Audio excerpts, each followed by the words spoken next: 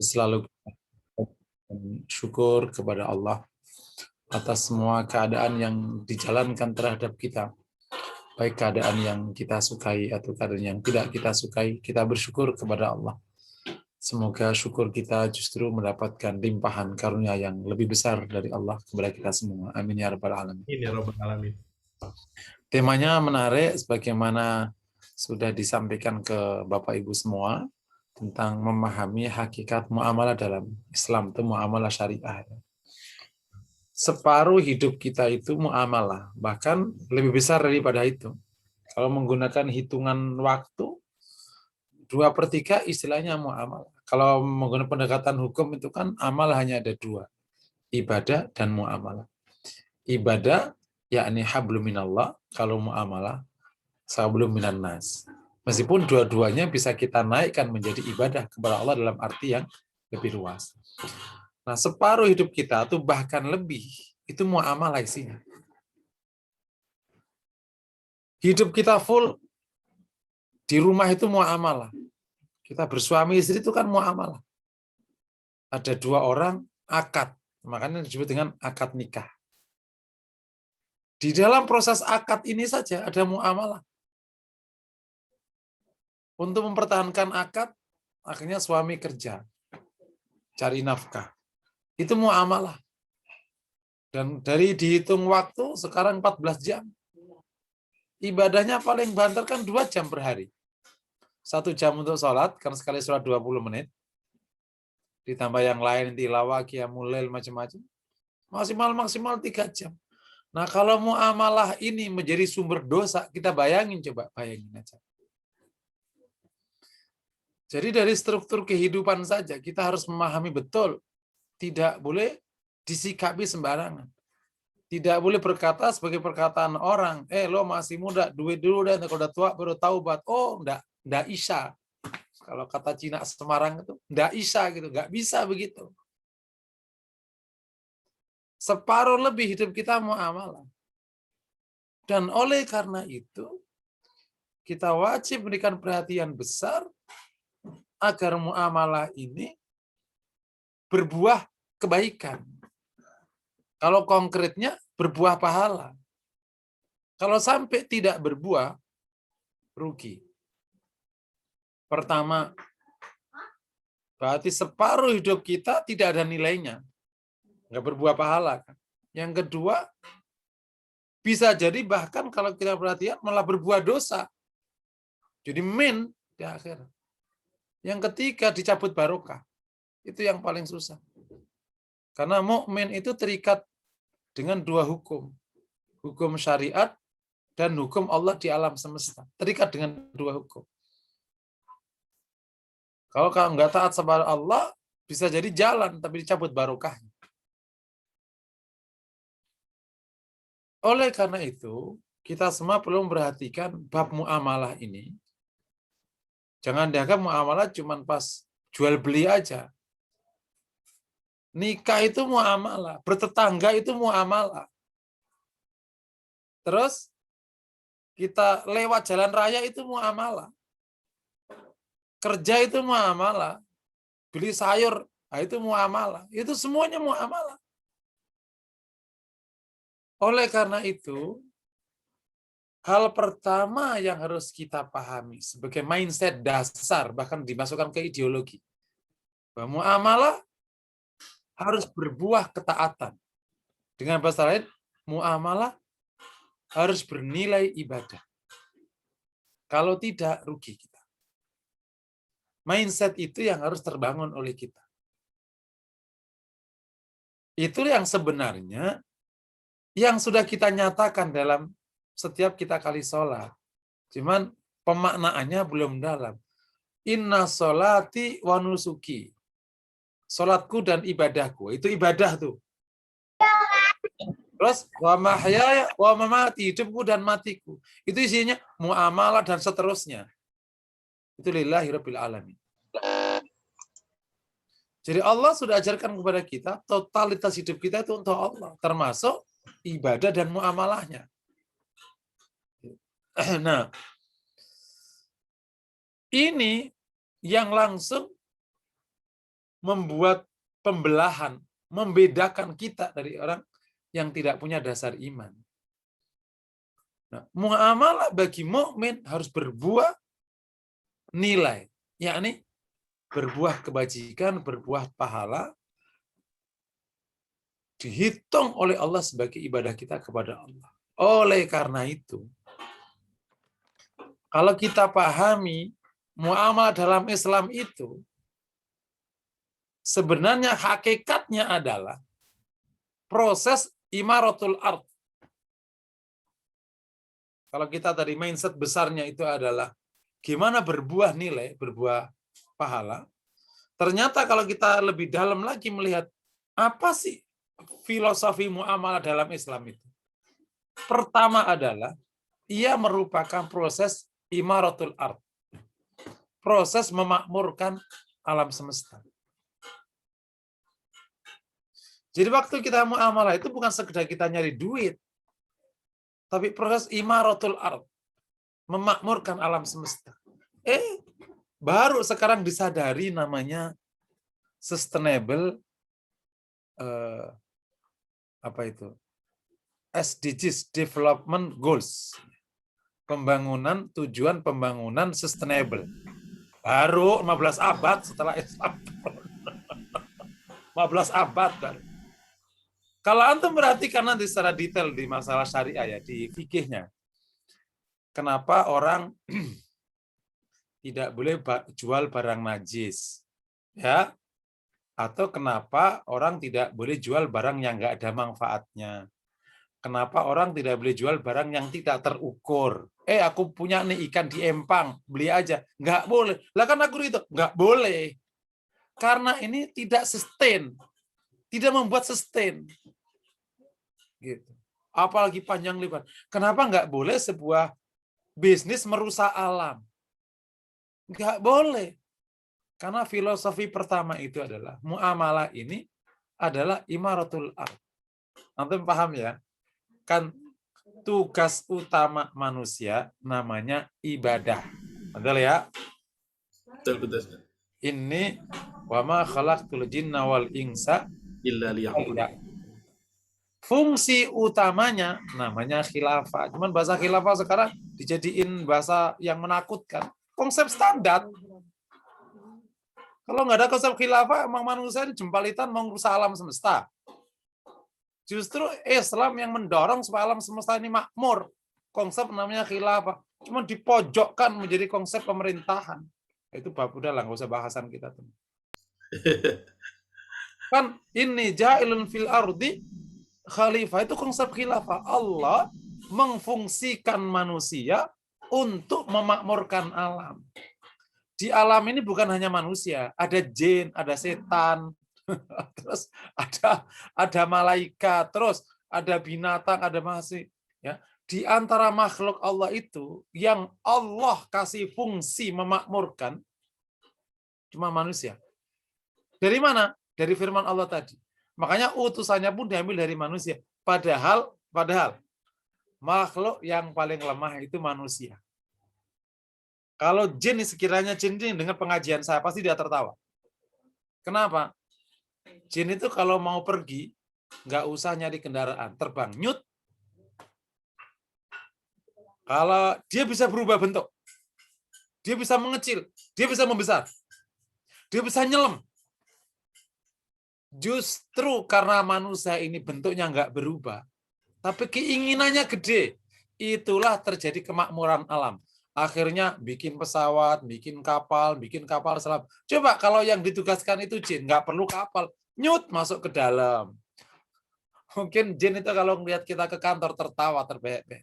Kita langsung antri di tol. Jin kan nyut nyampe kantor. Langsung kan nyut nyampe sini. Jadi kelemahan manusia itu ternyata menjadi modal agar manusia bisa memakmurkan alam. Jadinya orang bangun, nata, gitu, bikin pesawat, makmur alam semesta, jadinya berkembang. Karena dia terbatas, dikasih otak, dikasih keinginan. Nah, keterbatasan ini yang membuat akhirnya alam berkembang. Dia terbatas fisiknya, tapi keinginannya tingginya sak langit. Ingin sana, ingin sini. Lihat tuh kalau film Hollywood tuh ada orang ingin menguasai dunia itu. Terus tapi otaknya pinter, akhirnya bikin gitu. Dia punya fungsi utama namanya khilafah, memakmurkan, menjaga alam agar lestari, itu namanya khilafah. Nah, yang ketiga dia punya jadi apa? Tujuan utamanya ibadah, fungsi utamanya khilafah, dia punya tugas utama namanya dakwah. Dakwah itu mengajak orang di alam semesta ini agar bisa taat kepada penciptanya. Sekaligus memakmurkan alam semestanya, jangan dirusak. Biar hidupmu baik di sini, baiklah di akhirat. Makanya struktur hukumnya dibagi. Ada yang ibadah, ada yang muamalah. Ibadah dalam rangka secara khusus taat kepada Allah, muamalah secara khusus untuk imaratul ard, semuanya dalam rangka taat kepada Allah SWT. Nah, kalau dipahami filosofi ini, kira-kira boleh nggak sebuah muamalah itu yang dampaknya merusak? Nggak boleh. Itulah kenapa riba itu nggak boleh. Gitu. Riba itu merusak. Karena terjadi kerakusan atas harta yang tidak mengizinkan orang lain untuk kaya bersamanya. Kalau antum perhatikan nanti, di ayat yang Bapak Ibu baca tadi, itu kita ketika bicara hukum, itu riba disandingkan sama jual beli. Wa ahallallahu al-bai'a wa harrama riba. Karena dia orang musyrik menyebut riba sama jual beli sama, yakni sama-sama nyari untung. Allah tetapkan beda. Jual beli itu halal, riba haram. Beda-beda sekali. Kalau riba itu untung uang atas uang, kalau jual beli itu untung atas proses bisnis. Yang nanti dampaknya alam semesta makmur. Nah, ini kaitannya ke filosofi itu. 100.000 itu, kalau diribakan, itu nggak gerakin apa-apa. Aku 100.000 punya, nggak usah 100.000 deh, 1 juta. 1 juta aku ribakan. Dapatnya berapa tuh? 100.000 per tahun ya. 10% kan? Per tahun kan? Kurang lebih gitu. Hah? Kurang lebih begitulah. Ya, 100.000 per tahun. Tapi 100 juta nih, aku dagangkan. Itu menggerakin gini ya, 100.000, aku belikin pisang. Pisang aku goreng. Berarti pisang, pedagang, petani pisang bergerak. Pedagang pisang dulu. Pedagang pisang bergerak. Terus pedagang minyak bergerak. Setelah goreng aku minyak, aku akan beli wajan. Berarti pedagang wajan bergerak. Setelah itu aku akan beli tungku, pedagang tungku bergerak. Ya, setelah itu aku beli gas, pedagang gas gerak. Sip ya, 5 nih sudah. Nggak sampai 1 juta itu, kalau 1 juta masih dapat banyak lagi itu. Aku akan beli ketela, ketela akan bergerak. Dari pedagang ketela itu akan turun ke bawah. Maka akan turun, petani ketela akan bergerak. Petani pisang bergerak, pembuat wajan bergerak, pembuat gas bergerak. Dari petani ketela itu bergerak di bawahnya. Maka yang akan suplai lahan bergerak, yang akan suplai pupuk bergerak. Padahal kalau tak taruh riba, pluk, udah. Nggak bergerak apa-apa. Alam nggak makmur dari riba. Tapi alam akan makmur lewat jual beli. Secara hukum dipatok, pluk, langsung halal haram ya. Tapi bicara pertumbuhan, ini unik nih ayat ini. Yamhaqullahu riba wa yurbis sedekah. Loh, nggak bicara jual beli. Allah akan hancurkan riba dan Allah tumbuh kembangkan sedekah. Gimana filosofinya? Seolah-olah nggak seimbang ya Ustaz ya. Iya, memahami ayat itu nggak boleh kembang pluk gitu. Ini makna luar biasa. Ketika bicara hukum, halal, riba, jual beli sama. Tapi bicara pertumbuhan, itu dari sedekah, bukan dari dagangan. Makanya, hai para pedagang, daganganmu yang menjadi sumber income-mu harus didorong masuk ke sedekah supaya hartamu tumbuh. Kok bisa? Oh, panjang analisis ekonominya kalau kayak gini. Karena kalau daganganmu nggak masuk ke sedekah, nggak akan menumbuhkan ekonomi. Itulah filosofi fiskal di Islam. Ada zakat, ada sedekah, ada wakaf, macam-macam. Mudah sekali. Kenapa negara maju itu selalu ingin mengutangi negara miskin? Ya kalau dia nggak diutangin, nggak bisa beli barangnya. Cuman caranya pakai utang. Akhirnya bayar lagi. Kalau Muslim, ketika orang nggak punya dikasih sedekah, berdaya. Begitu berdaya beli barang, yang dibeli barang siapa? Barangnya orang kaya, yang punya dagangan orang kaya. Muter tuh. Ekonomi itu yang penting pertama kali putaran uangnya. Yang belajar makro pasti paham. Yang penting putaran ekonominya itu. Semakin banyak putarannya, semakin tumbuh lebih cepat. Ilmu dagang biasa. Jangan berapa persen untungnya, enggak gitu. Penting berapa kali putarannya, itu yang penting. Nah, sekali putaran 2%, 10 putaran 20%. Nah, kalau sebulan tak putar 30 kali, dapat untungnya 25%. Gitu kan? Jadi di makroekonomi yang penting kan putarannya. Nah, di dalam bisnis itu memutarkan sebagian sana. Tapi ada sebagian orang yang nggak kena putaran duit. Itu orang miskin. Dialiri pakai sedekah. Jadi you dagang, nanti sebagian dialirkan ke sedekah, sebagian dialirkan lewat dagang kan. Jadi makronya itu langsung muter kenceng.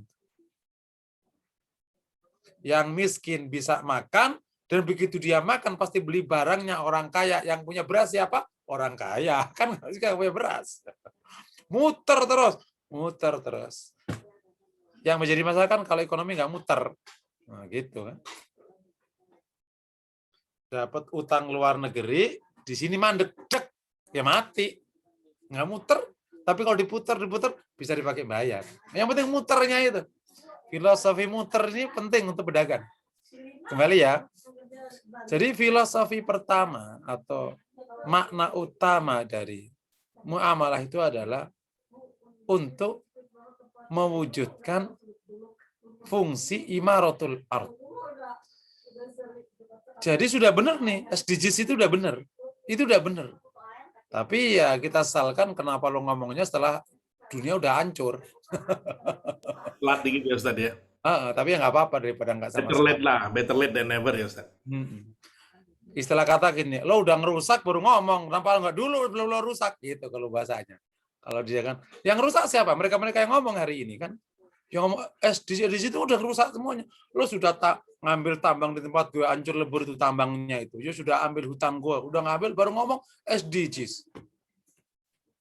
Itu kan sama saja maling taubat tapi udah habis semua duitnya. Kesadaran yang terlambat Ustaz.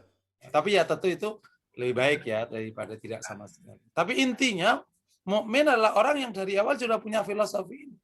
Disitulah maka kenapa tidak boleh rakus. Karena rakus itu kata Rasul, alaika bisyuh fa inna ahlaka man kana qablakum asyuh. Kau harus hati-hati dengan rakus karena rakus itu menghancurkan orang sebelum kalian. Karena dari syuh rakus itu orang bisa bertindak korupsi. Itu penelitian KPK. Korupsi di Indonesia itu terjadi bukan karena kemiskinan. Jadi bukan karena gaji kecil. Karena kerakusan. Maka penyelesaiannya bukan menegakkan hukum. Penyelesaiannya itu pakai agama. Dan aku udah berulang kali ngomong sama pimpinan KPK. Pakai agama. Orang bakal iso. Kalau kau pakai cuman gojek gaji, gojek tangkap. Aku nanya. Yang kau tangkap sekarang itu nyelesain nggak? Enggak. Aku nanya karena aku ngaji di sana itu udah belas tahun. Setelah kalian tangkap semua orang ini, turun nggak? Enggak, Ustaz. Karena you nggak nyelesain kasus utamanya itu kerakusan. Jadi selesaiin kerakusannya, baru selesai korupsinya. Dan kerakusan itu tidak pakai teori hukum, tapi teori agama. Baru tuh orang nggak rakus. Takut sama Allah, sama akhirat. Orang nggak rakus. Rakus, hukum diakali. Nggak mungkin dia apa-apa. Makanya nggak boleh riba, nggak boleh rakus, nggak boleh menjual barang yang mudarat, seperti jual khomer, mudarat. Karena nanti alam nggak makmur. Orang bermasalah semua. Makanya nggak boleh bertindak yang memudarati orang. Contohnya ikhtikar ya. Tak simpen barang, nanti kalau pas lagi tak jual. Nggak boleh.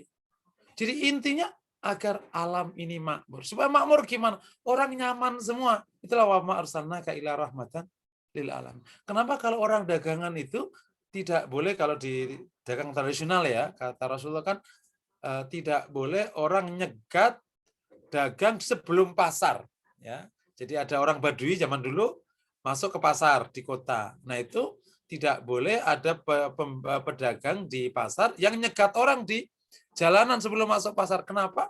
Karena membuat mudarat. Harga menjadi tidak clear, nggak seimbang. Mudarat. Orangnya, lah kok segini? Akhirnya harga di desa jatuh. Yang sekarang terjadi kan itu. Harga di desa jatuh, di kota sak mahal-mahal. Makanya orang petani menjadi miskin sak miskin-miskinnya, tengkulak kaya sak kaya-kayanya. Rusak alam semesta. Tapi kalau filosofinya imaratul ard, dasarnya ibadah, bagus semua. Idealnya gitu. Ngomongnya enak ini. Prakteknya. Nggak Oke, mudah ya. ya, Ustaz. Insya Allah justru karena kajian kan dalam rangka supaya Ya. punya kontribusi kebaikan dan perbaikan. Ini makna pertama atau filosofi pertama dari sebuah muamalah Islam. Yang kedua, muamalah dalam Islam itu dalam rangka membangun keberlangsungan bisnis atau muamalah di mana setiap pihak tidak ada yang merasa dirugikan. Itulah kenapa lahir syarat rukun. Karena apa? Karena orang tidak akan mau dirugikan. Itu rumusnya. Meskipun dia ridho di awal. Jadi, struktur atau konstruksi muamalah Islam itu dalam rangka menjaga kepentingan semua pihak yang terkait dengan muamalah, di mana mereka tidak ada satupun yang merasa dirugikan. Contoh di akad nikah. Kenapa akad nikah itu harus ada wali, ada saksi? Karena kalau nggak ada wali, ada saksi, cowok bisa berkelit.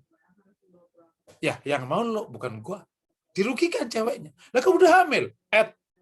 Coba buktikan bahwa yang hamilin itu gua. Nggak ada saksinya. Itu contoh kecil. Sekarang kenapa orang jual sama-sama boleh, tapi kurang syarat tetap nggak boleh. Contoh kan, kalau ada orang jual di toko, itu kan yang menjual harus orang yang memiliki. Betul ya? Awas ya. Orang harus menjual barang yang dimiliki atau barang yang dikuasakan untuk menjualkannya. Tidak boleh orang yang tidak memiliki atau yang menguasakan untuk menjualnya. Karena rentan. Contoh, kayak di pasar, Bang, Waalaikum. Bang, wih Bang, orangnya nggak ada. Ya kan? Terus, udah taruh aja, kata tetangganya. 10.000. Boleh? Nggak boleh. Kenapa? Karena nggak ada penjualnya. Yang ngomong bukan pemiliknya. Kecuali udah dikuasakan ya Ustaz ya. Kalau udah dikuasakan boleh. Boleh. Coba. Kemudian kan orangnya udah boleh. Iya kalau boleh. Lah kalau aku ngambilnya 4, yang tahu siapa? Kalau di situ kan 10.000 kaos kaki. Yang memastikan aku ngambil 1 siapa? Nggak ada. Dia hanya orang di luar sana, nggak terikat dengan akad. Makanya harus ada penjualnya. Harus ada penjualnya. Nggak boleh nggak ada penjualnya. Nah, jadi penjual dan pembeli terjadi akad. Gitu ya Ustaz ya. Bukan berarti kalau kan sama-sama boleh. Loh, sama-sama boleh, zina juga boleh. Sama-sama boleh. Apa bedanya akad sama zina? Yaitu ada prosedur yang memastikan semua pihak tidak akan dirugikan di kemudian hari. Makanya kalau ada sebuah akad, kok fakta-fakta merugikan, boleh balik namanya khiyar. Riba jelas-jelas merugikan. Ya nggak boleh. Itu filosofinya. Sebelum kita bicara konstruksi hukumnya ya. Karena memahami filosofi hukum atau muamalah itu jauh lebih penting daripada konstruksinya. Karena kalau filosofinya nggak ketangkep, nanti orang menjadi tricky secara hukum. Secara prosedur itu halal, padahal itu maknanya haram semua. Karena ternyata terjadi tidak ada imarah dan ada orang secara bisnis jual beli pembeli penjualnya boleh semua boleh. Tapi tricky sebenarnya ngetrik hukum karena dia tidak memahami filosofinya. Itu makanya perlu dalam belajar hukum itu perlu belajar namanya maqasidus syariah, tujuan syariah. Nah di bab ini yang paling piawai Imam Syatibi. Imam Syatibi itu orang dari madzhab Malikiyah yang paling concern dibilang maqasid syariah. Tidak ada tindakan syariah yang tidak melayani tujuan syariah. Makanya kalau ada triki-triki hukum itu langsung di-cut haram itu hukumnya. Contohnya kan ada suami istri tolak bain ya, tolak yang ketiga.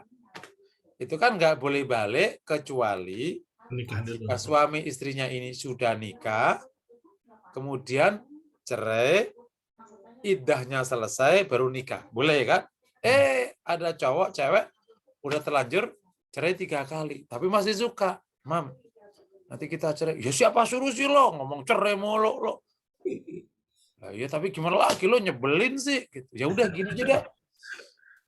Mama masih suka. Ya suka lah, siapa? Kau juga nggak mau dicerai. Lo aja ngomong keceplosan. Barang aja lo mulut gitu.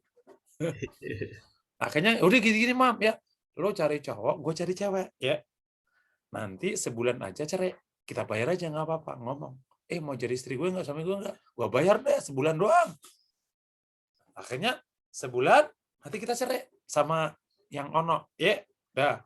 Habis itu selesai idah kita kawin. Iya deh. Bikin ribet aja lo, kata si istrinya. Akhirnya bener. Pertanyaannya, pernikahan gitu sah nggak? Nggak sah. Namanya khilaf. Inti tricky. Yang diinginkan oleh Islam itu ya kau nikah normal, cerai normal, ketemu lagi. Berarti sudah masih rezeki. Tapi kalau kau tricky, itu kayak Yahudi yang nggak boleh ngambil ikan di hari Sabtu, dia pasang di Jumat malam, diambil di Ahad pagi. Tricky. Dan nggak sedikit dalam muamalah Menyiasati hari Sabat ya. Itu banyak yang tricky. Kenapa tricky? Dia tidak menyelami tujuan syariah. Dia hanya belajar di formalitas akad. Ini yang bahaya. Padahal kalau kita menyelesaikan tujuan syariat, udah pembangunan itu, akad itu dasar sekali. Karena yang orang jamu amalah itu bagaimana dia memberi manfaat, bukan gimana dapat untung. Makanya yuk bayangkan tadi, dari jual beli, Allah langsung ajak kita ke sedekah. Itu apa? Begitu bicara halal bai'a wa harramar riba. Begitu yamhaqullahu riba wa yurbis sedekah. Itu jual beli itu adalah satu prosedur untuk memberi manfaat. Ini filosofi yang ketiga. Dia bukan muamalah berdiri sendiri untuk memperkaya diri sendiri, tapi sebuah proses muamalah agar kita bisa berbagi manfaat sebanyak-banyaknya, termasuk kalau kita punya hasil dalam bentuk sedekah. Ini yang menjadi apa kita nyebutnya, filsafat bisnis modern. Orang modern hari ini dalam membangun bisnis bukan mencari untung, itu mah udah tahun 40-an itu mah, tapi memberi manfaat kepada sesama. Kalau Bapak berkesempatan, Bapak ketemu yang pedagang-pedagang besar itu, yang gede-gede itu, ngomongnya udah kayak orang bener begini. Tapi kalau misalnya nyari untung, lah itu kaki 5.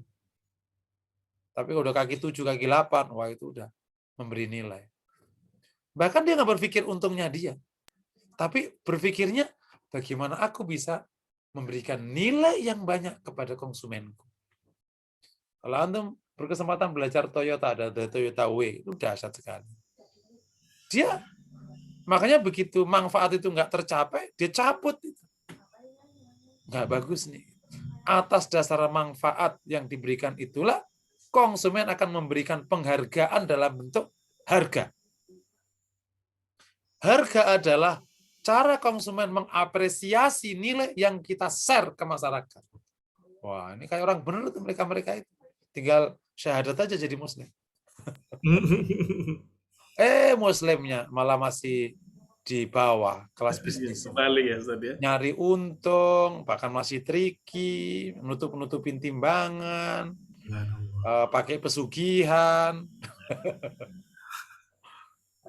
pakai jin supaya restorannya laris, jadi masih sangat kuno banget. Sementara Islam itu, makanya Roh Khalis Majid ya, dengan segala pemikiran yang ada itu pernah mengatakan hal sangat membuat saya terkesima. Rasulullah itu terlalu modern di zamannya, termasuk sampai sekarang. Terlalu modern. Karena yang dijalankan Nabi itu baru dijalankan orang sekarang 15 abad setelahnya. Ketika Rasul mendesain bisnis sebagai proses share value, nilai, itu zaman dulu orang nggak ngerti. Apa sih? Orang dagang kok ngeser nilai. Mananya apa? Sekarang nih orang baru sadar. Jadi kalau kita zaman dulu, para ulama ketika dagang itu kan bukan nyari untung. Kenapa? Gini kira-kira. Ada orang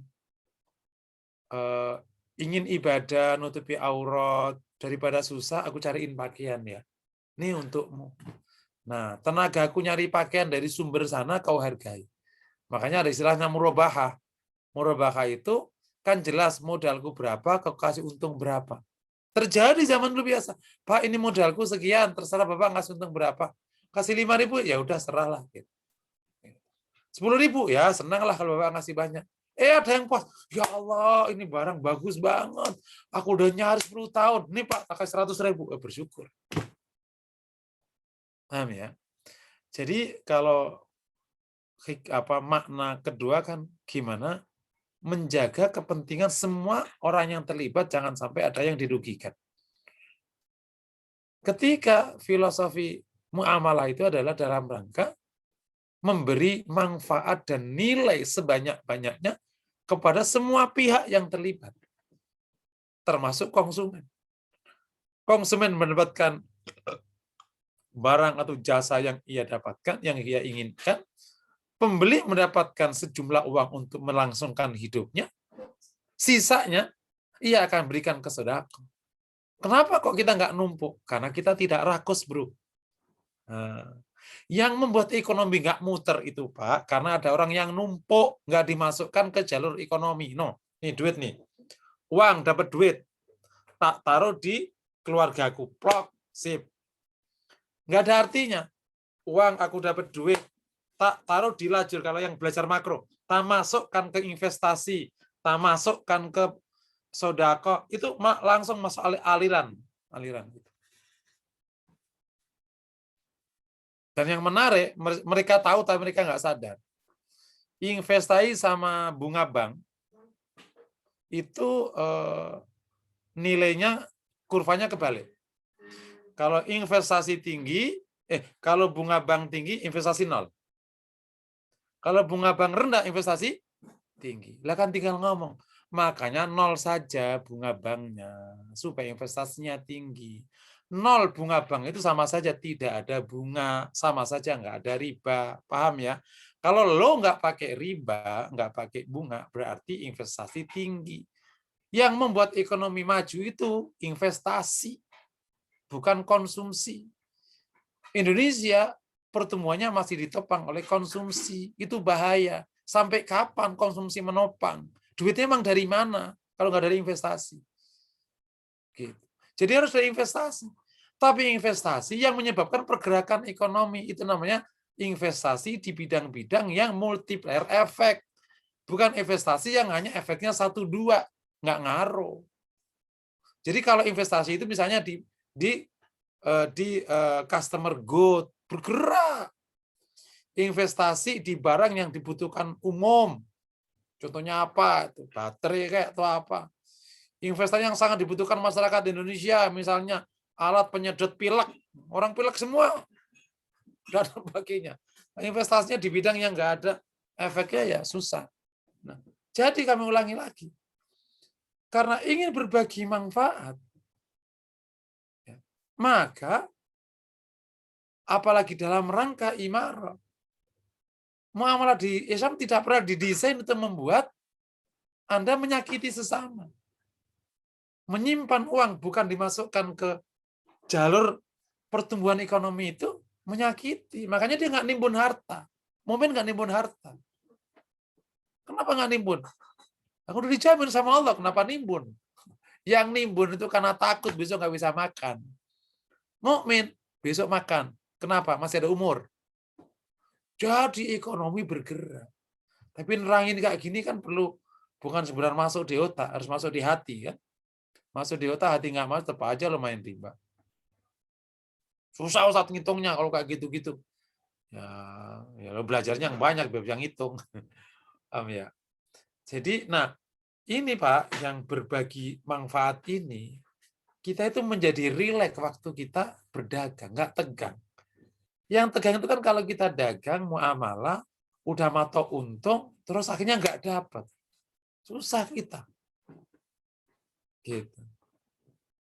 Jadi intinya, oh ya Allah senang sekali ada orang bisa makan pagi hari, tadi pada nggak bisa makan, aku jualan nasi uduk. Senang kita. Terus kita hitung.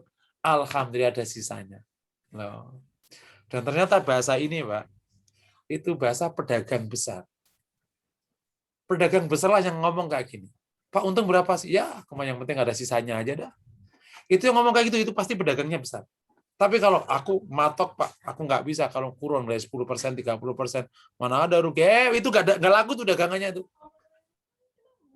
Semua saya minimal orang yang saya temui. Yang usahanya lancar, itu yang filosofi ngambil untungnya, itu sesisa-sisanya. Yang penting ada sisanya gitu ya, Ustaz. Nah, gitu. Yang penting, Pak, bagi ini ya yang nggak pakai hitungan yang rigid ya. Yang penting supplierku jalan, tukangku jalan, konsumenku seneng, mah aku udah seneng. Terus ya sisanya gimana? Nah itulah yang bisa aku beli mobil, beli rumah 4, beli itu semua. Banyak juga sisanya. Oh banyak juga sisanya. Karena dia perhatian sekali kepada Ya, orang yang betul. menjadi mitranya gitu. Ditanya itu, Pak rumahnya bagus nggak? Iya Pak bagus. Alhamdulillah. Tukang gimana gajimu cukup nggak? Cukup Pak. Kalau kurang ngomong sama Bapak. Bapak masih ada sisanya nih.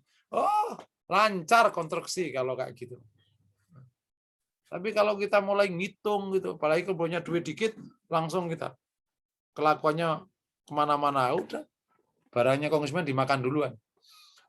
Udah, jadi filosofi berbagi nilai itu di hati adem. Nah, itu di hati adem. Tapi sementara kalau filosofi ingin dapat duit dan dapat untung duluan, wah itu tegang kita dagang itu. Manusia itu tetap manusia, punya hati. Kalau kita ngasih nilai, meskipun hari ini kita untungnya dikit, dia lama-lama akan gini, Pak, untungku gede loh Pak. Bapak kemarin dapatnya berapa Pak? Aku cuma dapat 100. Oh, Bapak cuma 100 ya? Kalau di dagang beras kan untungnya 500 ya Pak ya? Dagang beras itu nggak bisa lebih dari 500 perak. Tinggal dibagi aja berapa orang yang terlibat. Bapak berapa? 100 doang. Nggak segitu, ya udah nggak apa-apa. Apa? Aku dapat 200. Ya udah 50 ya Pak ya. Udah 50-an. Terbuka orang. Tapi kalau nggak gitu, berarti pemula. Itu orang nggak punya duit tuh pasti. Itu kalau punya duit malah Nggak banyak hitung-hitungan ya, Ustaz. iya, karena begitu kita hitung-hitungan orang nggak suka bermitra sama kita. Iya. Jadi khairun nas angfa'um linnas itu emang itu nyata, gitu. Dan itu yang nanti akhirnya berimbas kepada dakwah, kepada kepemimpinan, kebesaran Anda, gitu. Kullukum ra' wa kullukum mas'ul an ra'iyat. Itu dari mana itu? Setiap orang kalian itu leader kata Nabi. Nabi itu mendoktrin umatnya kalian leader, yakni bukan inlander, bukan juga follower, bukan juga challenger. Itu ada 3 tuh yang harus dihindari. Leader. Leader itu apa sih? Orang yang bertindak untuk orang lain. Di akhir bulan selalu ada 2 opini yang berkembang di kalangan para pegawai di kantor. Mas, gajian kapan sih? Itu pasti staff yang ngomong kayak gitu. Terus ada 1-2 orang ngomong gini, Dek, anak-anak udah gajian belum? Belum, Pak. Ya udah gaji situ. Yang ngomong siapa itu? Bos. Jadi leader itu berpikir untuk orang lain. Kalau staff berpikir untuk diri sendiri. Tapi kalau pas gajian, gedean siapa? Gedean leader. Jadi ketika kita dari awal itu, gimana memberi manfaat kepada konsumenku, supplierku, terus apalagi mitra-mitraku, dirimu itu tumbuh gitu. Tumbuh. Tiba-tiba orang memfollow Anda. Aku bisa sama Bapak aja deh. Enak sama Bapak. Nggak rugi. Nggak rumit. Pokoknya saya ikut Bapak sehari semati. Pokoknya Pak, nanti kalau ada proyek, undang saya. Iya deh.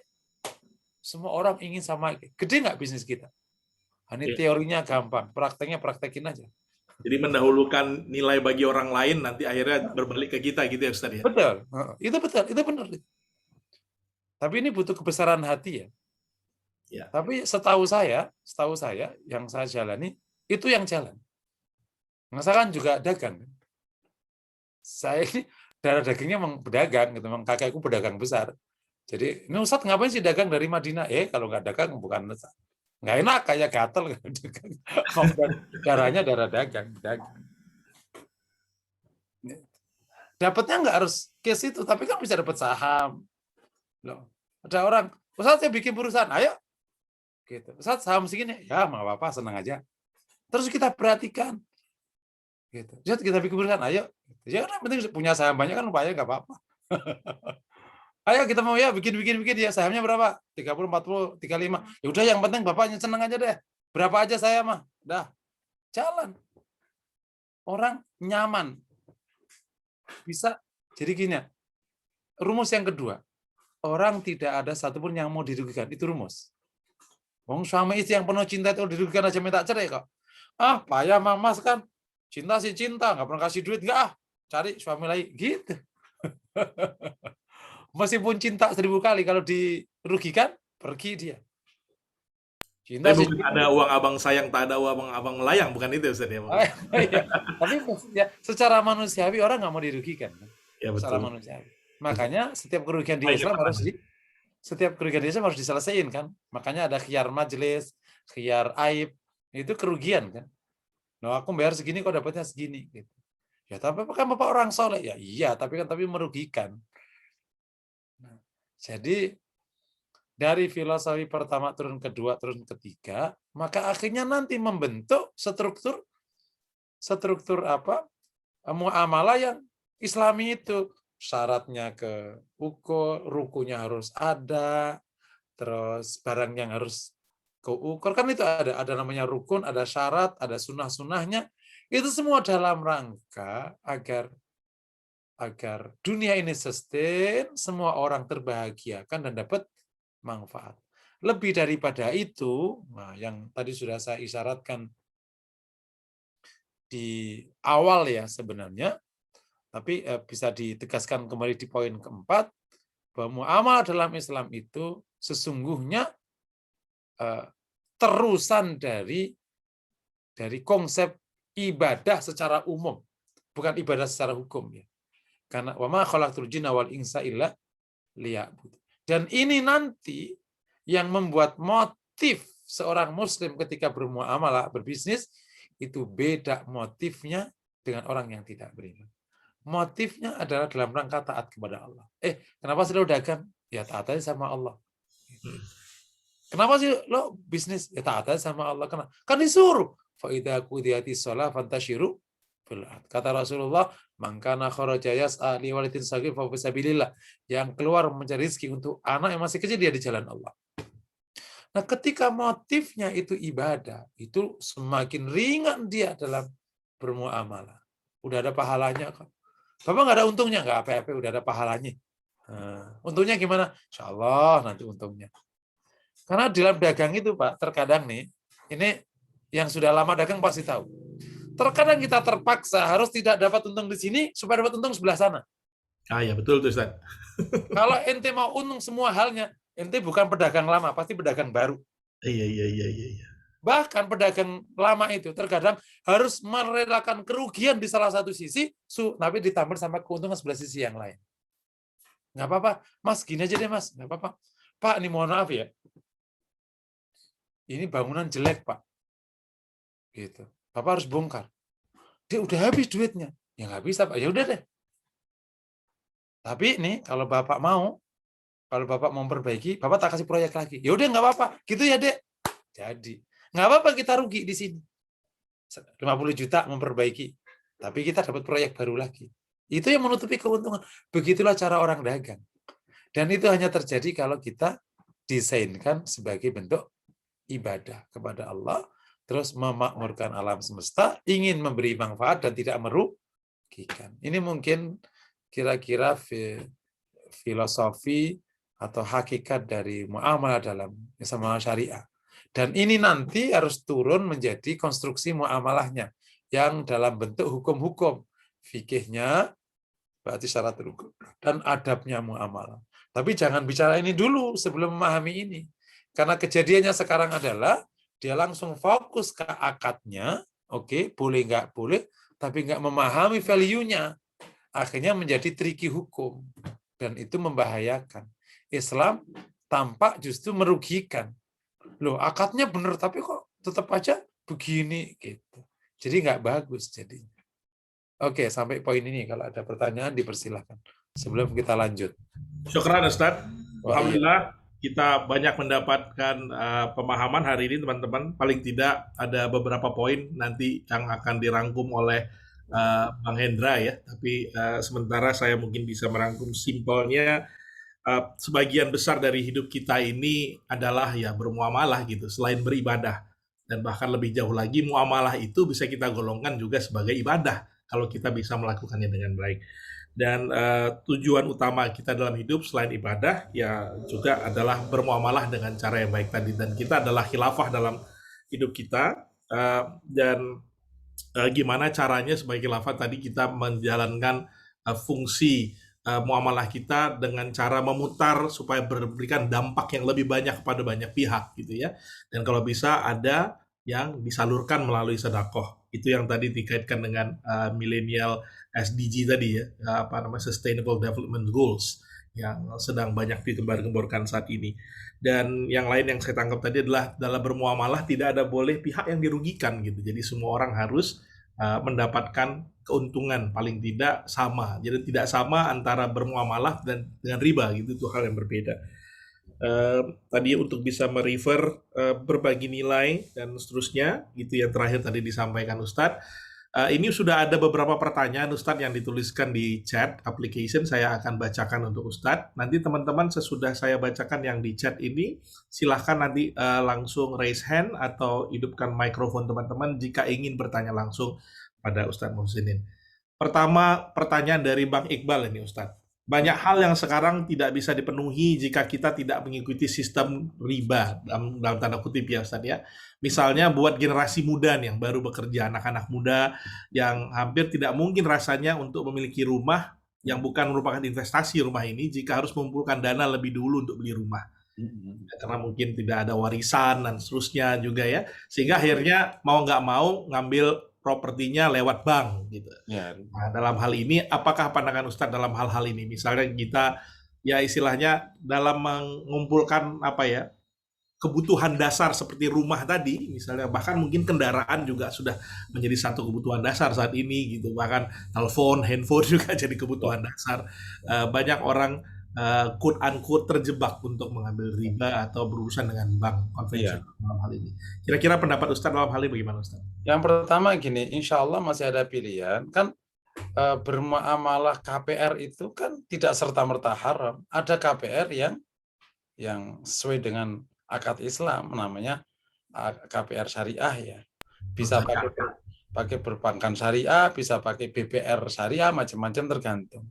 Memang di sini harus realistis bahwa market share syariah itu kan baru 6%.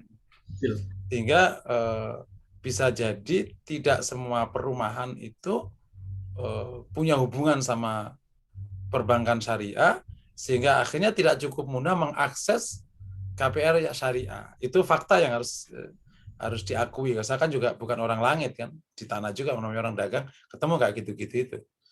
Nah, cuman diusahakan pertama kali lewat perbankan syariah. Harus diakui pula kalau ini ada orang bank syariah. Persyaratan syariah itu memang ketat luar biasa. Hal yang tidak masuk di syariah masih masuk di KPR biasa. Nggak tahu itu gimana, kok bisa berani begitu. Itu fakta-fakta lapangan. Kalau kita sampaikan ke orang-orang syariah, enggak Ustaz, faktanya gitu. Karena aku juga usaha dagang begitu.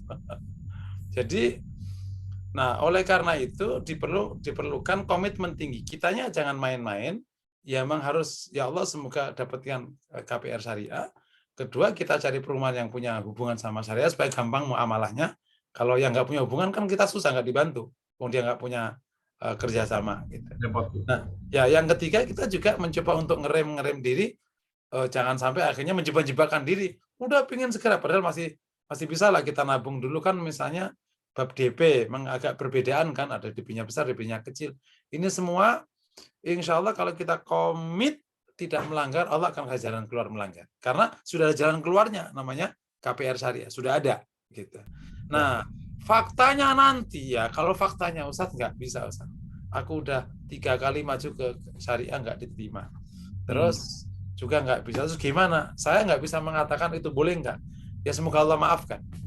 Ya karena itu fakta yang nggak bisa dihindari. Sadar karena market share perbankan syariah cuma 6%.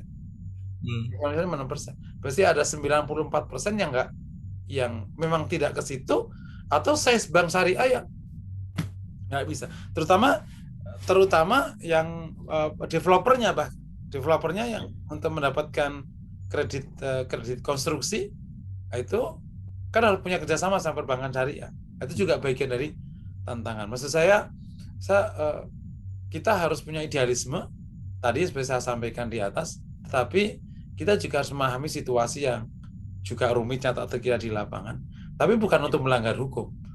Jadi usahakan semaksimal mungkin untuk pakai syariah. Bahwa nanti faktanya benar-benar nggak bisa, coba lihat kemampuan antum nanti kayak apa. Tapi selebihnya ya minta maaf kepada Allah jika tidak bisa taat. Tapi bukan berarti boleh ya, tetap nggak boleh. Ya. Karena Anda ngontrak sepanjang tahun itu bukan mudarat. Cuman nggak keren aja gitu. Nggak keren aja ngontrak sepanjang tahun. Itu nggak mudarat. Kalau mudarat itu besok mati baru mudarat. Darurat. Tapi kalau Anda nggak punya rumah sampai umur 40, itu nggak darurat. Gitu. Belum. Sehingga tidak bisa menjadi sebab dihalalkannya sesuatu. Ya nggak keren aja kan. Masa lo umur 35 belum punya rumah kan? Takutnya istrinya kabur kan. Itu faktanya kan memang banyak Ustadz, anak-anak muda sekarang, ya sebetulnya nggak anak muda sekarang aja, saya juga berangkat dari hal seperti itu ya, membeli rumah dengan kredit gitu ya Ustadz. Betul. Jadi kalau faktanya memang nggak bisa itu, ya banyak-banyak istighfar. Ya Allah ampuni kami, inilah kemampuan kami taat kepadamu di bab ini.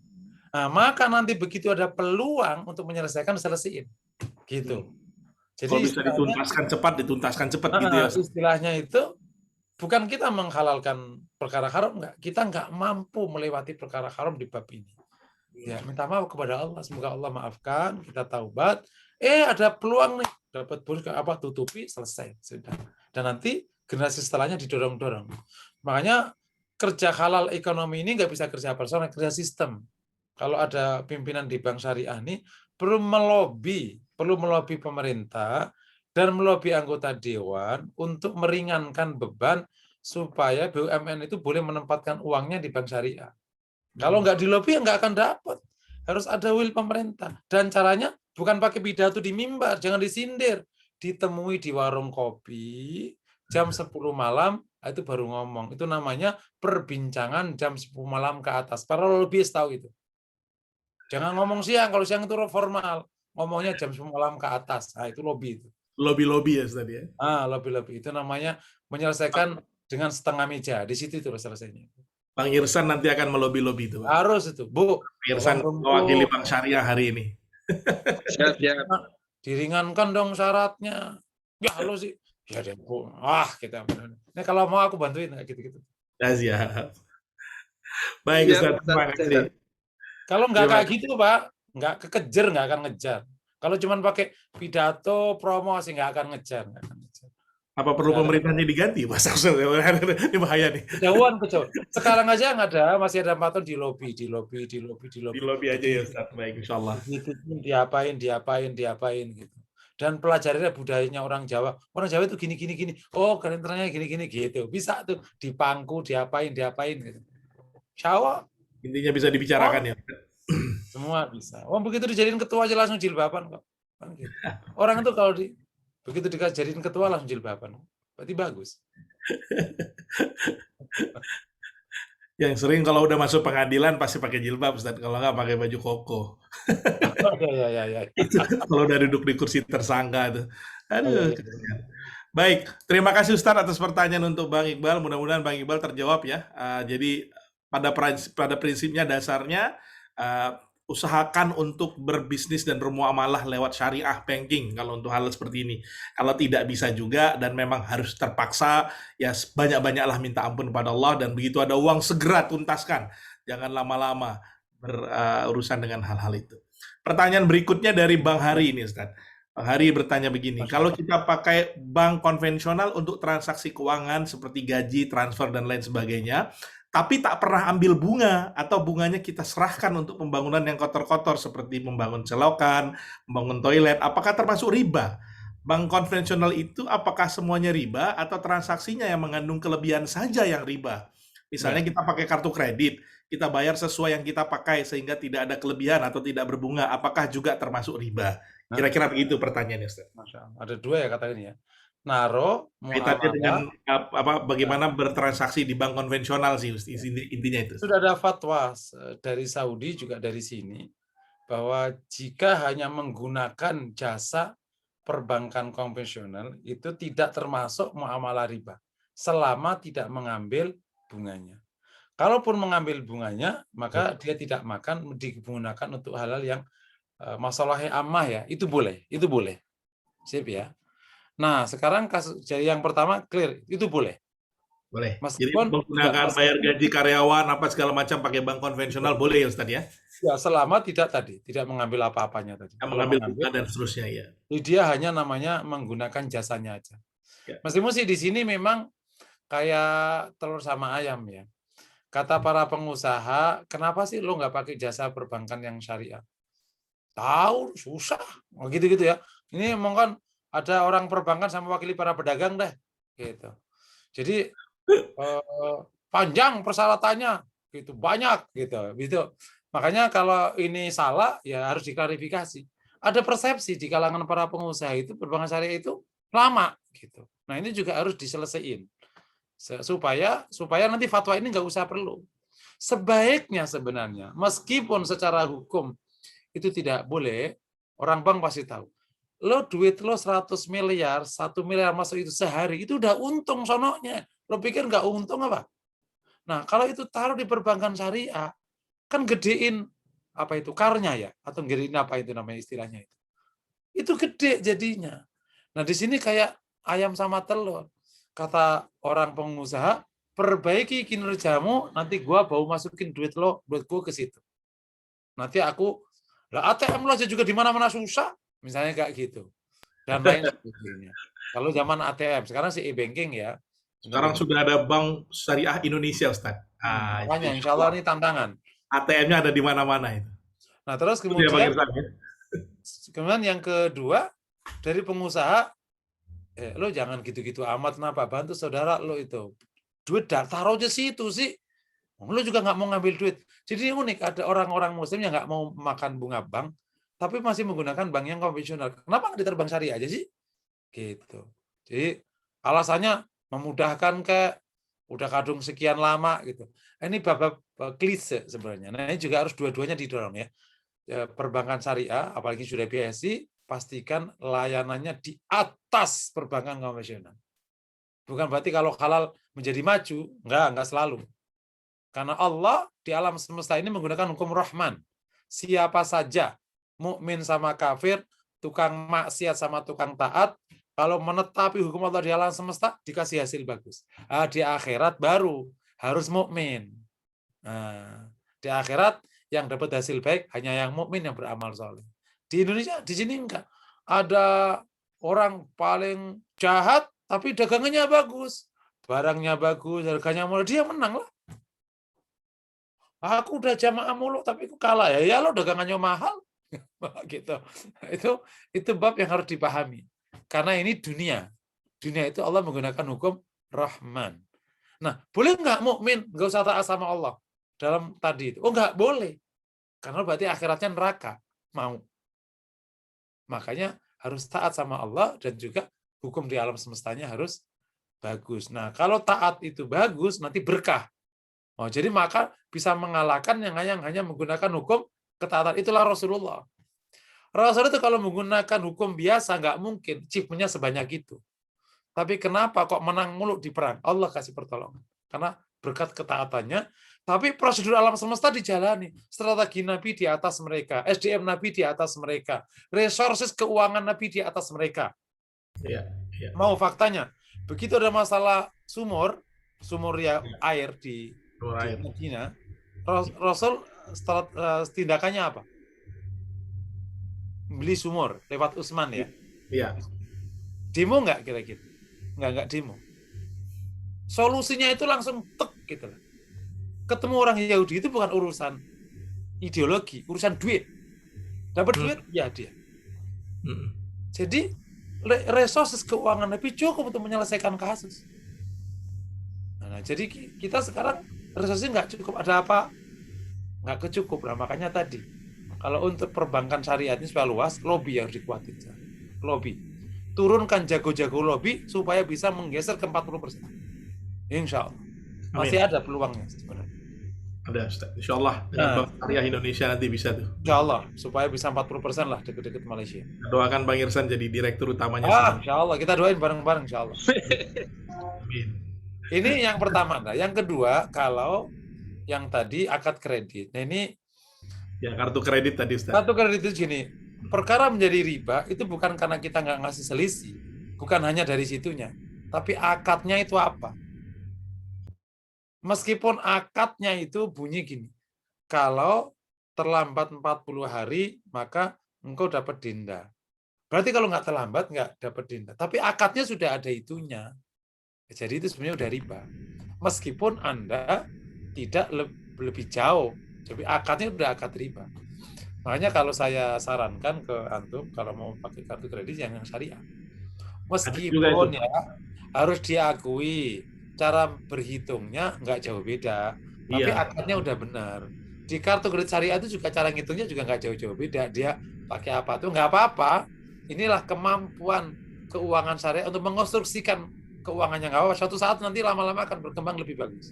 Di Bank Syariah itu juga ada kartu kredit di banknya Bang Irsan itu kartu Hasanah ya Bang Irsan ya? Iya. Kartu Ya. Hasanah. Nah, itu kan sudah disyariahkan. Pakai Jadi, sistemnya Mastercard. Murabah. Mastercard ya?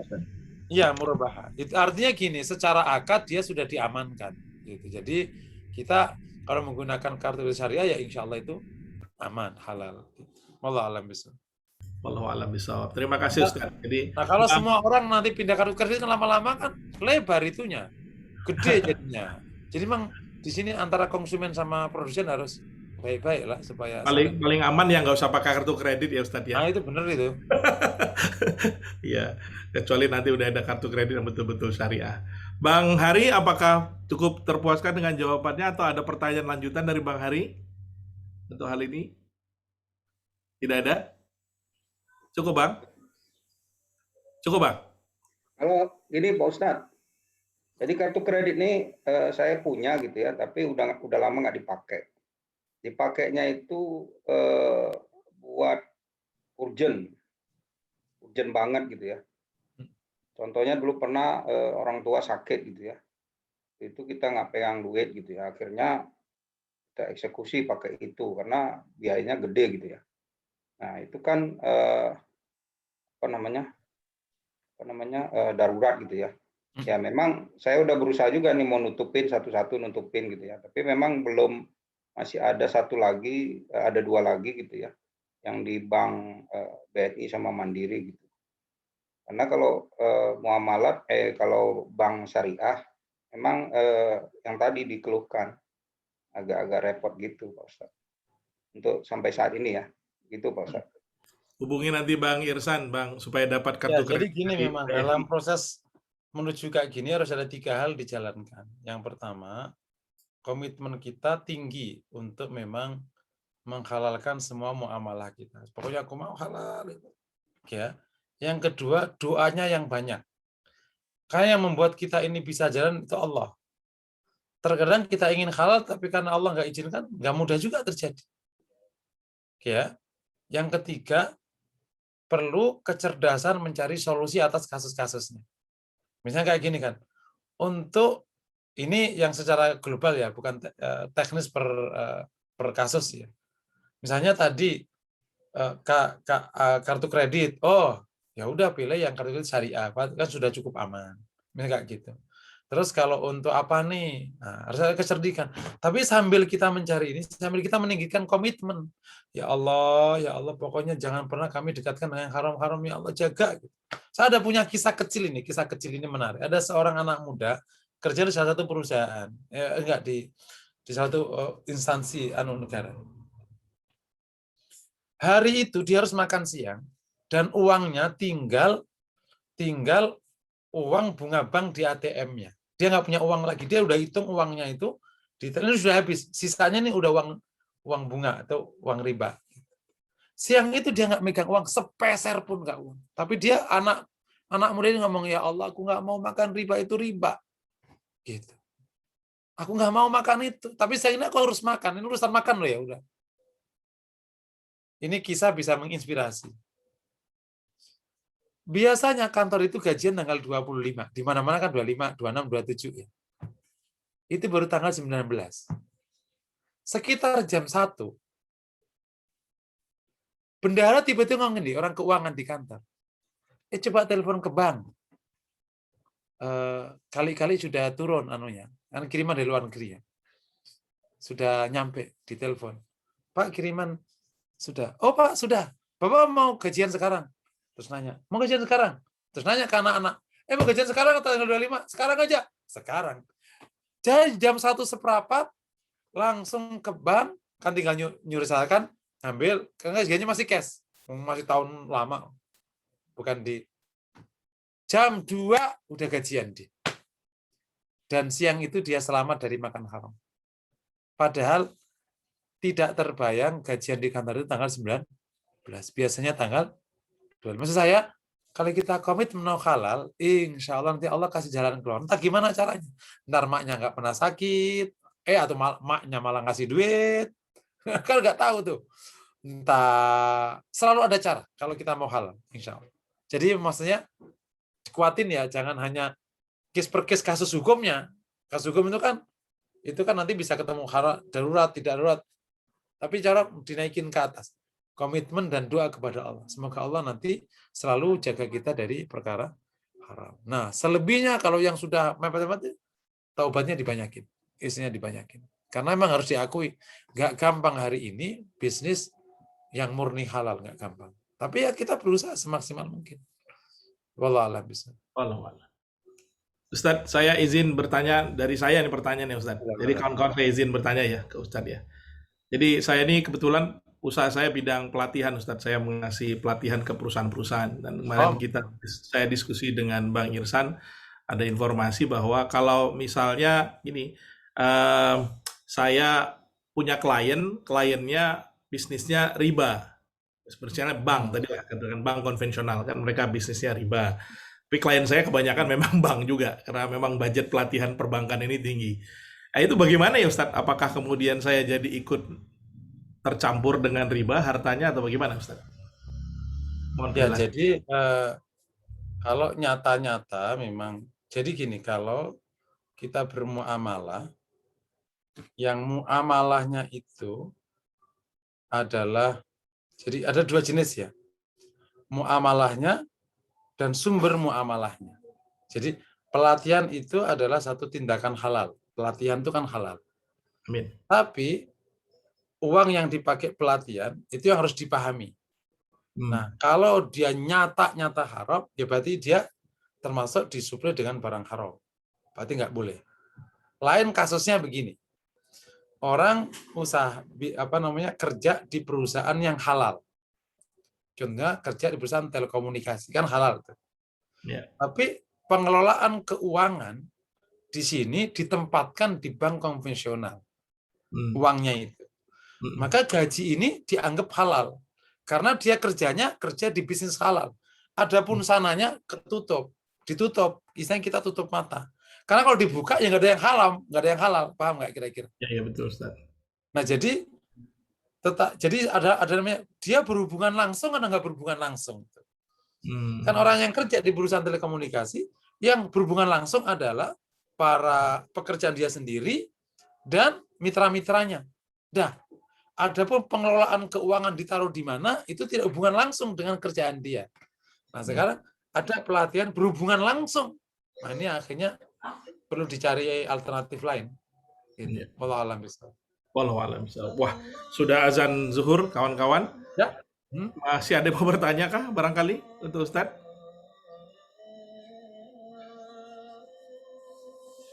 Baik.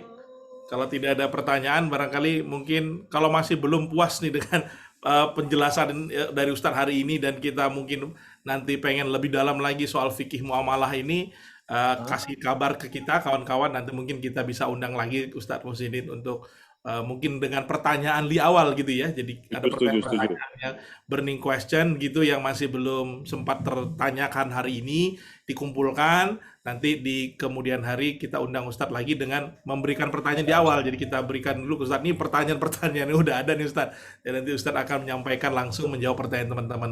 Bagaimana kalau begitu, kawan-kawan? Setuju, ya? Bang. Setuju Bu ya. Ya, Bang Irzan ya. Baik. Jadi nanti insya Allah kita boleh dapat kesempatan untuk mengundang Ustadz lagi, Ustadz. Insya Allah. Senang sekali. Baik, terima kasih. Alhamdulillahirrabbilalamin. Kita akhiri kajian kita hari ini dengan mengucapkan hamdalah. Dan sebelum kita tutup dengan doa kafaratul majelis, biasanya ada foto bersama ya. Nah, monggo kawan-kawan dihidupkan dulu kameranya semua gitu, silakan. Untuk semua kita bisa berfoto bersama.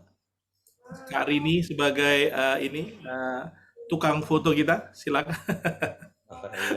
Udah kerjaan rutin ya Kak Rini ya. Ini alumni SMA 1 Medan katanya ya? Alumni SMA 1 Medan. Ya Ustaz, kami jadi ini alumni SMA 1 Medan. Kajian tinggalnya kami udah ini di mana-mana ya? Tinggalnya di mana-mana sudah ya? macam-macam Ustaz, ada yang di Jakarta, ada yang di Medan, ada yang di di luar negeri juga ada nih Ustaz gitu, tapi biasanya ada yang hadir gitu. Dan nggak cuma angkatan 92, ada juga kami mengundang kakak-kakak kami ini, Kak Ibu Endang, misalnya Bang Adi ini dari angkatan 69 tuh. Masya Allah. Ya. Masya Jadi Allah. alhamdulillah di Semansa Medan ini kajiannya cukup berjalan dengan baik. Bang Iqbal, Bang Toga itu pengurus-pengurus dari kita punya namanya SMMC, Semansa Medan Muslim Community. Oh, Ya, Masya Allah. setiap angkatannya ada kajiannya, seluruh angkatan juga ada kajiannya. Nah ini Bang Boy ini juga lagi di Kuala Lumpur nih Bang Boy ya. Di Kuala Lumpur nih Bang Boy ini kerja di Petronas. Masya Allah. Allah Akbar. Silakan yang lain. Berkah. Kawan-kawan silakan dihidupkan kameranya, Kak Melda, Kak Nila, Kak Felda, Kak Dewi, Kak Susan, Bang Surya, Kak Dewi Hartika, Bang Toga mana nih dari Bang Iwan Hamsar? Yuk biar kita bisa berfoto bersama. Tuh kayak Bang Makmun sama Kak Yuli tuh berdampingan sebelahan.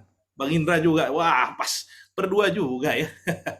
Baik, sudah siap semua? Ya.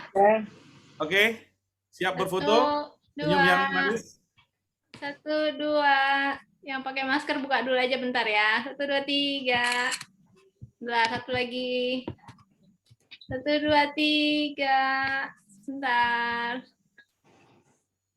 Ya, makasih Ustadz. Baik, terima kasih. Emang juru foto kita ini hebat juga. Baik, terima kasih Ustadz atas hari ini. Terima kasih kawan-kawan. Cantik kali, Bal. Baik, kalau sudah selesai kita bisa mengakhiri sesi kita. Ustadz mungkin juga boleh berkenan untuk diri. Doanya Bang, doa bersama. Ya, doa ya, kita minta tutup doa ya. Silakan Ustadz ditutup dengan doa dari Ustadz. Ibu yang berbahagia, mari sama-sama kita berdoa kepada Allah. Semoga Allah kabulkan doa kita. Kita istighfar beberapa kali. Astagfirullahaladzim. Astagfirullahaladzim. Bismillahirrahmanirrahim. Alhamdulillahirabbil alamin. Hamdan na'imin hamdan syakirin. Allahumma shalli wa sallim ala Muhammad wa ala alihi wa sahbihi ajma'in. Allahumma ighfir lana wa tub alaina innaka antat tawwabur rahim. Ighfir lana wa liwalidayna warhamhum kama rabbawna shighara. Ighfir lana wa liwalidayna warhamhum kama rabbayana shighara. Amin. نفوسنا تقوى وزكي أنت خير من زكاها اللهم إنا نسألك رزقا حلالا طيبا مباركا عندك اللهم هب لنا من الصالحين هب لنا من ذريتنا وقرة أعين واجعلنا للمتقين إماما اللهم آتنا من لدنك رحمة آتنا من لدنك رحمة وهيئ لنا من أمرنا رشدا اللهم أعز الإسلام والمسلمين وانصر المسلمين في كل مكان واحد صفوف المسلمين واحد صفوف المسلمين وآل كلمتك يا أرحم الراحمين ربنا آتنا في الدنيا حسنة وفي الآخرة حسنة وقنا عذاب النار وصلى الله وسلم على محمد وعلى آله وصحبه وسلم والحمد لله رب العالمين السلام عليكم ورحمة الله وبركاته. Waalaikumsalam. Waalaikumsalam. Mari kita tutup kawan-kawan dengan doa kafaratul majelis. Asyhadu an la ilaha illa anta astaghfiruka wa atubu ilaik. Terima kasih Ustaz. Terima kasih Ustaz. Terima Terima kasih. Terima kasih. Terima kasih Ustaz. kasih. Masya kasih, Allah. Ustaz. Assalamualaikum warahmatullahi wabarakatuh. Waalaikumsalam warahmatullahi wabarakatuh. Kalau masih ada yang mau stay di sini, koyok-koyok silakan. Mau koyok-koyok ala Medan, monggo. Koyok-koyok. Nah, tahu mau koyok-koyok ala Medan. Udah lama nggak berjumpa ya kan, Bang Boy nih. Aduh, Bang Boy, mantap kali Bang Boy. Bawa izin ya. Bawa izin. Makasih Bang. Ini izin terus. Sholat izin. Di Jakarta ada Waalaikumsalam. Ya, Semuanya, terima kasih. Assalamualaikum. Adik-adik, kami udah diajak. Oh ya, makasih ya Bang Adi, Kak Endang, kawan-kawan dari Sehat-sehat ya. Lina Nirwan juga angkatan 69. Iya, betul. Ya, makasih Kak. Sehat-sehat semua ya. Jadi ada 3 orang nih. Assalamualaikum. Siapa lagi? Ada Kak Dia, Karim Watras. Ya, makasih kakak-kakak kami. Terima kasih adik-adik semua. Kami udah diajak bergabung menambah ilmu. Kak. Dengan senang hati. Lain kali kami datang ke tempat pengajian 69 ya Kak ya. Oh, dengan senang hati kami tunggu. Ya, Assalamualaikum, pamit ya. Waalaikumsalam. Terima kasih. Jakarta udah azan. Ya, sama Ya. Bandung juga. Di Bandung udah dari tadi kali ya? Ya, Bandung ya kali. Udah pasti Bandung duluan. Dua. Dari Kak Pon, Epon. sehat ya, Pon. Makasih. Assalamualaikum adik-adik semua. Waalaikumsalam warahmatullahi wabarakatuh. Bang Boy di mana nih Bang Boy? Di luar rumah kayaknya. Iya lagi di rumah, lagi ada yang mau dibeli sebentar, tapi ya sambil dengar lah tadi. Iya. Hati-hati Bang, di jalan Bang. Bukannya di Kuala Lumpur lagi lockdown. Iya sih, ya. Tapi karena di sini masih banyak yang belum divaksin, Bang. Iya. Oh bahaya ya. Sama lah kayak di sini ya. Kita baru 2% kan yang divaksin. Iya sih, Sama di Malaysia juga berarti ya. lebih lama malah. Tapi kalau di sana karena nggak mau atau gimana Bang? Karena nggak percaya vaksinnya atau gimana? Memang belum, vaksinnya belum datang. Velda. Mana sih Velda nih, nggak ada suaranya. Bang Abdi. Bentar ya, kali Bang ya. Nah, Bentar maksudnya ya, Bang. nanya Bang Abdi cemana, udah sehat? Oh, Bang Abdi kena. Iya, Kena waktu kena COVID dia. Oh. Nah, itulah. Bang Boy juga hati-hati di jalan. Kak Dewi, sehat-sehat Kak Dewi. Tidur Kak Dewi nih. Udahlah, kita ngobrol di CH lah ya nanti ya. Kita nanti. Makasih Kak Coy. Kita off kan lah ya. Biarin Bang Off Boy kan lah. belanja dulu nih. Fokus dia. Ya.